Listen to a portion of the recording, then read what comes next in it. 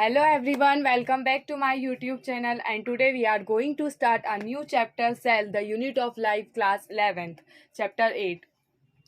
इसमें हम फर्स्टली देखेंगे इसका इंट्रोडक्शन देखेंगे। सबसे पहले इंट्रोडक्शन में क्या है, all living organism we observe around us ranging from microscopic organisms example bacteria to giant organisms like elephant are made up of cell. इसमें ये बोला है कि सारे लिविंग ऑर्गेनिम्स ऑब्जर्व करे हैं माइक्रोस्कोप ऑर्गेनिज्म में, जैसे एक बैक्टीरिया का एग्जाम्पल दिया गया है, तो वो सब काय से बने हैं, सेल से बने हैं।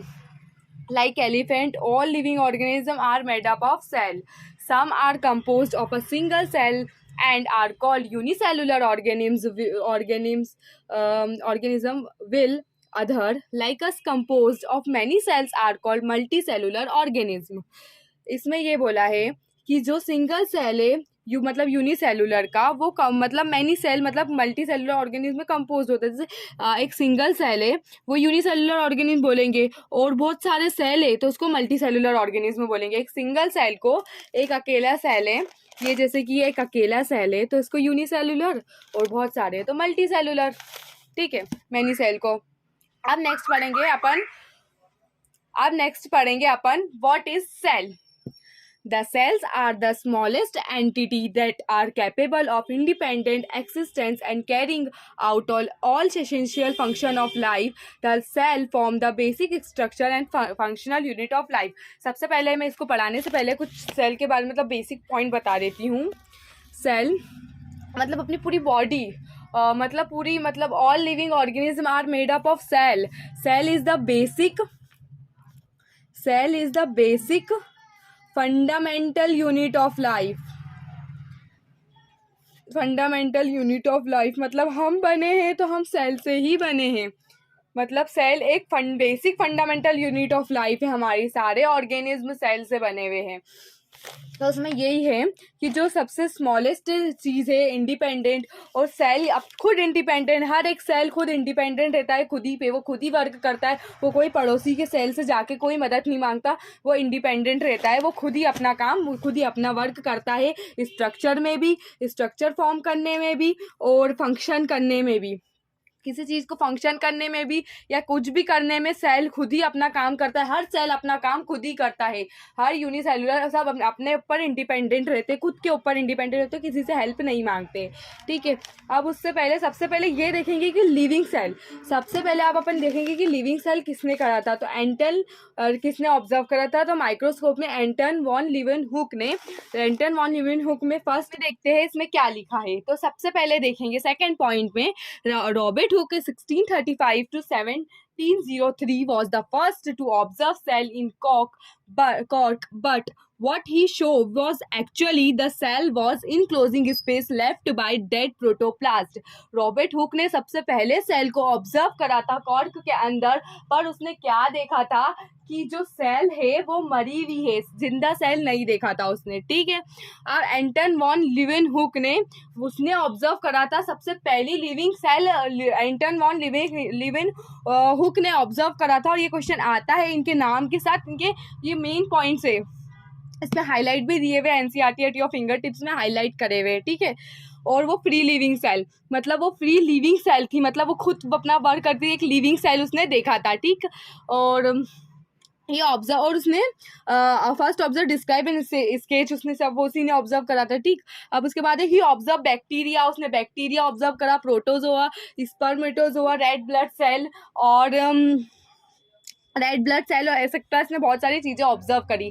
जो एंटन वॉन लीवेनहुक ने, उसने ही सबसे पहले माइक्रोस्कोप से एक लिविंग सेल उसने ऑब्जर्व करी थी, तो इसलिए उसको एंटन वॉन लीवेनहुक को फादर ऑफ माइक्रोस्कोपी भी कहा जाता है, क्योंकि उसने ही सबसे पहले देखा था। तो लीवेनहुक को ही सबसे पहले लीवेनहुक को फादर ऑफ माइक्रोस्कोपी भी कहा जाता है, क्योंकि लिविंग सेल उसी ने ऑब्जर्व करा था सबसे पहले माइक्रोस्कोप बना के। अब Robert Brown 1831 discover the presence of nucleus in the cell of orchid root, मतलब ऑर्चिड की रूट में सबसे पहले मतलब रॉबर्ट ब्राउन ने 1831 में न्यूक्लियस डिस्कवर्ड करा था। अब ऐसा क्वेश्चन आ सकता है, who was observe the first living cell, तो उसका है एंटन वॉन ल्यूवेनहुक। और फिर who was observe the first dead cell, ऐसे क्वेश्चन आ सकते हैं। रॉबर्ट ब्राउन ने कौन सी सेल देखी थी, ये भी आ सकते हैं। Robert Brown was seen living cell, correct है या नहीं करेक्ट है, तो नॉट नॉन ऑफ दिस लिख देना। ऐसा भी आ सकता है कि डेड में करा था, या तो उल्टा भी क्वेश्चन कुछ भी घुमाकर पूछ सकते हैं वो आपसे, ठीक है।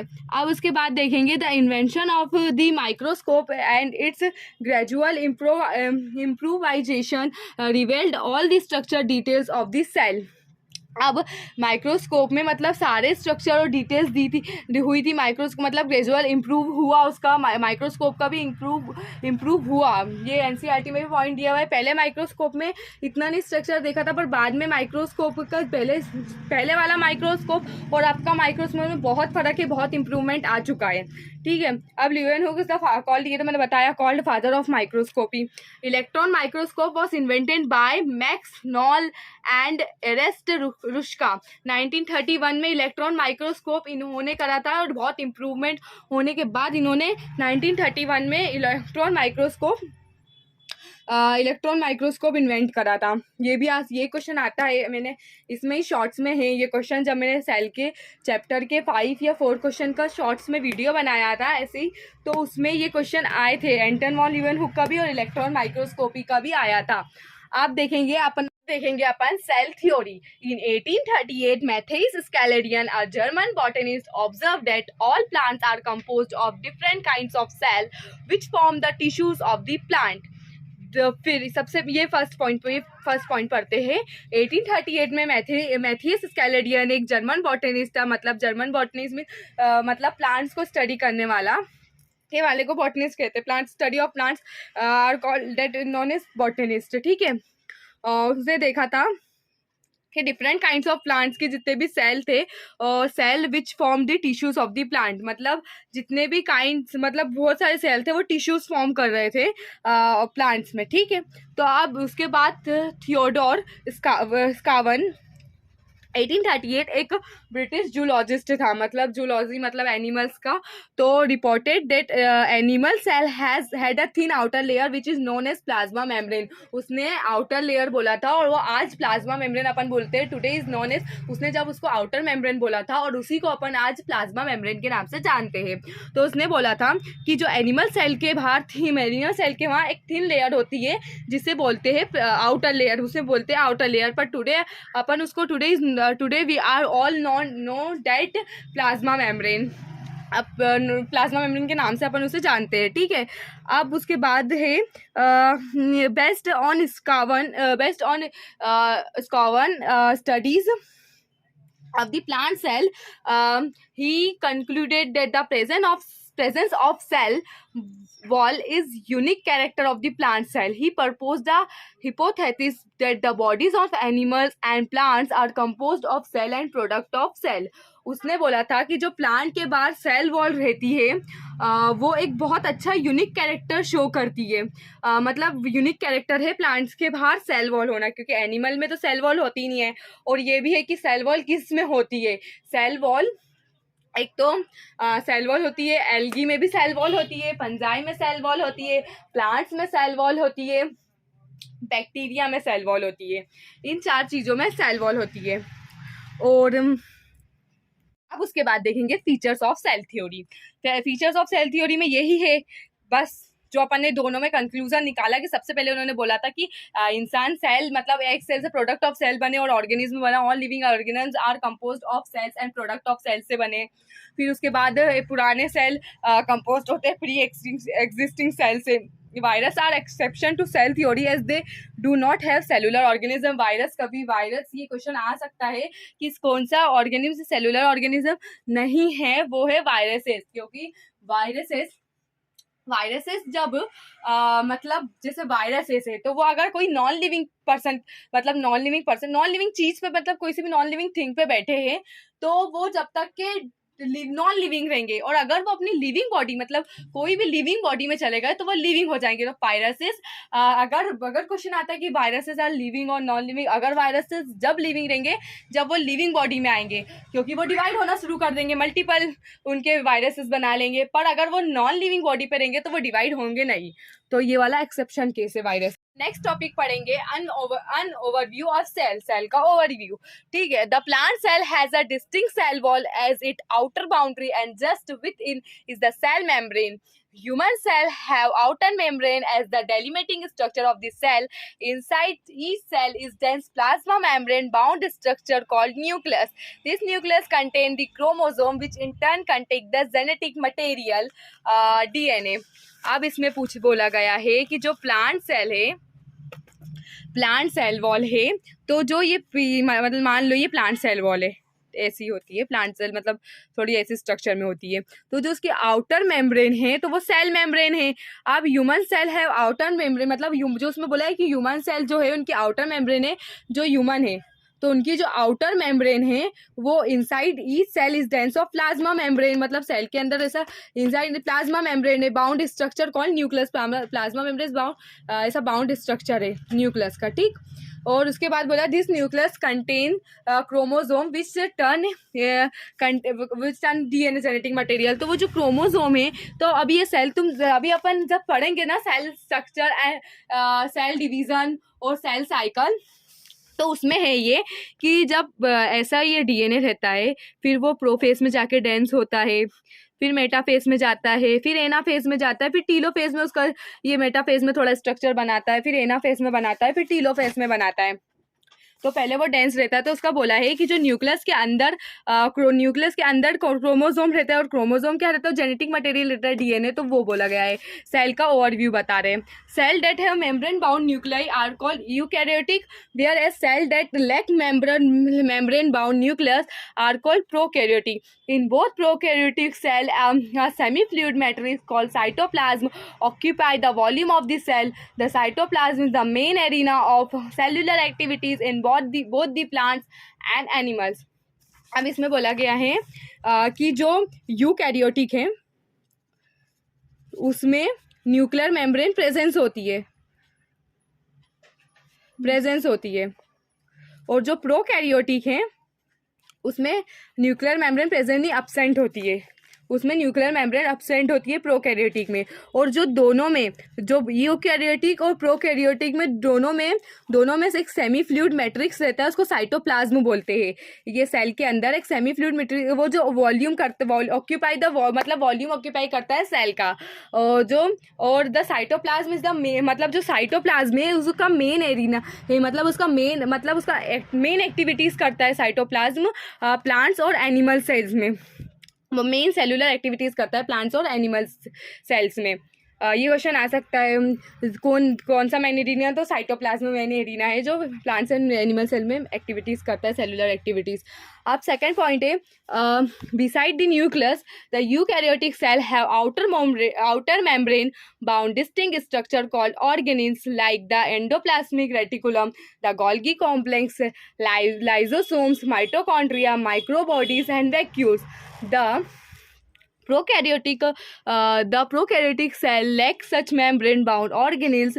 Different cell organelles are implanted in cytoplasm में various state. अब इसमें बोला है कि ये जो सेल है ये न्यूक्लियस है। अब इसके वहाँ एक एंडोप्लाज्मिक रेटिकुलम भी होगा, गोल्गी एपरेटस भी होगा, Golgi body, Golgi complex, Golgi apparatus, Golgi complex. फिर लाइजोसोम्स होगा, माइटोकॉन्ड्रिया जो कि powerhouse of the cell है, माइक्रोबॉडीज। ये माइक्रोबॉडीज मतलब बहुत सारी माइक्रोबॉडीज जैसे कि सेंट्रियोल आ जाते हैं, बहुत सारी माइक्रोबॉडीज होंगी। फिर वैक्यूल होगा, जो प्लांट सेल में बड़ा सारा वैक्यूल रहता है वो। और फिर उसके बाद बोला है कि डिफरेंट सेल मतलब जो इन prokaryotic cell such membrane bound organelles, the prokaryotic में मतलब इसकी मेम्ब्रेन नहीं रहेंगी ऑर्गेनेल्स की, इसमें मेम्ब्रेन रहेंगी सबकी। और जो प्रोकैरियोटिक है उसमें सबकी कोई की मेम्ब्रेन नहीं रहेंगी, सब ऐसे ही पड़े रहेंगे। Different cell organisms are embedded in cytoplasm. फिर ये मतलब वेरियस केमिकल रिएक्शन कब होते हैं, बहुत सारे केमिकल रिएक्शन कब होते हैं सेल के अंदर, जब सेल लिविंग स्टेट में रहती है। अगर वो डेड हो चुकी है सेल, तो उसमें कोई से भी लिविंग फंक्शन, कोई से भी केमिकल रिएक्शन नहीं होंगे उसमें। केमिकल रिएक्शन लिविंग स्टेट में ही होते हैं। अब नेक्स्ट पॉइंट है, ribosomes are non membrane bound organelles found in all cells both eukaryotic as well as prokaryotic. जो राइबोसोम्स है वो नॉन मेम्ब्रेन बाउंड रहते हैं, वो दोनों में पाए जाते हैं, यूकैरियोटिक में भी होते हैं और प्रोकैरियोटिक में भी होते हैं। और ना कि ये साइटोप्लाज्म में होते हैं, ये रफ एंडोप्लाज्मिक रेटिकुलम में भी होते हैं और माइटोकॉन्ड्रिया में होते हैं और क्लोरोप्लास्ट में होते हैं, प्लांट्स के अंदर क्लोरोप्लास्ट में भी होते हैं।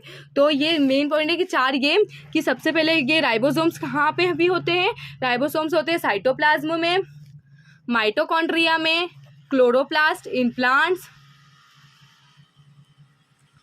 इन प्लांट्स में होते हैं, और एक होते हैं रफ एंडोप्लाज्मिक रेटिकुलम पे। स्मूथ एंडोप्लाज्मिक रेटिकुलम पे नहीं, रफ एंडोप्लाज्मिक रेटिकुलम पे। तो रफ रहता है, वो जाके हाथ चिपक जाते हैं। अब उसके बाद है क्या है, they are also called found on rough endoplasmic reticulum पे रहते हैं। Ribosome is also called an organelle with an organelle. Ribosomes को एक राइबोसोम्स को भी बोला भी जाता है ऑर्गेनिक विद एन ऑर्गेनिक। ऐसा पूछ जाता है कि कौन से which is known as an organic with an organic, तो ऑप्शन में आएगा राइबोसोम, माइटोकॉन्ड्रिया, तो टिक करना है राइबोसोम का आंसर राइबोसोम रहेगा। अब उसके बाद देखेंगे, animal cell contain another non membrane bound organelle called centriole which help in cell division. Animal cell में एक और नॉन मेम्ब्रेन मतलब ऑर्गेनिल रहता है, उसको बोला जाता है सेंट्रियोल, जो डिवीजन के टाइम का हेल्प करता है, सेल डिवीज़न के टाइम हेल्प करता है। सेल डिवीज़न होंगी cell cycle and cell division में माइटोसिस, मियोसिस 2 and N इसमें होंगी, वो नेक्स्ट चैप्टर में पढ़ेंगे। फिर उसके बाद नेक्स्ट पॉइंट है, cell differ greatly in size, shape and activities. For example, mycoplasma the smallest cell are only 0.3 micrometer in length, while bacteria could be 3 to 5 micrometer. The largest isolated single cell is the egg and of an ostrich। मतलब जो माइक्रोप्लाज्म रहता है वो smallest cell रहता है और वो only 0.3 micrometer का रहता है इन लेंथ में, और जो बैक्टीरिया रहता है वो 3 to 5 माइक्रोमीटर का रहता है, मतलब बहुत छोटा मान सकते हैं। The largest isolated single cell is the ostrich. मतलब जो सबसे लार्जेस्ट सेल होता है वो एग होता है ऑस्ट्रिच का। ऑस्ट्रिच का एग सबसे लार्जेस्ट सिंगल सेल होता है। Among multi cellular organism, human red cells are about 7.0 micrometer in diameter. मतलब डायामीटर में रेड ब्लड सेल 7.0 माइक्रोमीटर होती है। अब nerve cell are some of the longest cell. Nerve cell भी सबसे लॉन्गेस्ट सेल कही जाती है। Cell also vary greatly in their shape, they may be disc like, polygonal, columnar, cuboidal, thread like or even irregular. The shape of the cell में vary with the function they perform. Cell जैसी उसके performance रहती है, जैसा वो function करती है वैसी सेल रहती है। अगर अच्छा कुछ परफॉर्म करेंगे तो अच्छी मोटी खासी सेल रहेंगी, और अगर वो परफॉर्म कुछ ढंग से नहीं करेंगी, जैसे उसका फंक्शन रहता है वैसे उसका शेप रहता है सेल का। अब ये रही red blood cell. Red blood cell का कैसा है, round and biconcave red blood cell का, ठीक है। और वाइट ब्लड सेल अमीबॉइड, मतलब अमीबा का स्ट्रक्चर रहता है। अब ये columnar epithelial cells long and narrow, nerve cell branch and long. फिर ये ट्रैकिड इलोंगेटेड। फिर mesophyll cell round and oval. मतलब कोई भी सेल एक जैसे शेप की नहीं रहती, जो सेल जैसा वर्क करती है वो सेल उसी स्ट्रक्चर की वो वैसा उसका शेप रहता है। उसके फंक्शन पे डिपेंड करता है कि इसका शेप कैसा है। और इसी का एक क्वेश्चन आया था कि तरुण ने माइक्रोस्कोप में, एक क्वेश्चन आया है एनसीईआरटी में, फिंगर टिप्स में ही है ये, एन ओवरव्यू ऑफ सेल के ऊपर। Tarun observed a slide of white blood cell under microscope. His teacher asked him to draw the diagram, select the diagram which could be drawn by तरुण। तो मैंने क्या देखा था, अमीबा की शेप की रहती है white blood cell, तो इसका सही आंसर है B. Thank you so much for watching this video. Like, share, comment and subscribe my YouTube channel. Thank you.